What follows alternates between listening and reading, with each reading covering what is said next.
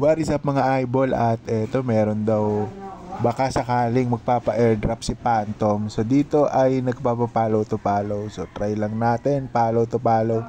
Ganito lang para ma-follow nyo yung may mga Phantom. So eto nandito yung username sa taas. Kung wala ka pang username, click mo lang yung account icon, gawa ka ng username.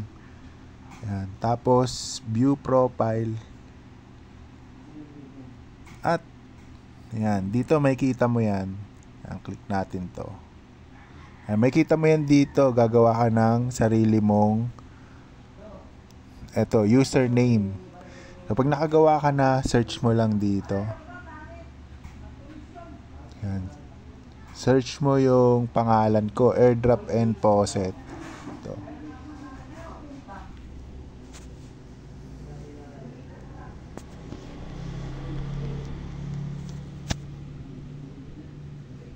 At ayan, so users, lumabas yung Airdrop and Faucet. At dito nakalagay lang dyan naman na send o kaya ay follow. So papollow ba ko na lang kayo, silipin ko mamayang gabi. At ayun, so, syempre ang pinaka-effective kung papa-airdrop si Phantom, syempre yung mag-swap kayo dito mismo sa kanyang app. Ito yung swap. So yan ang pinaka-effective sigurado.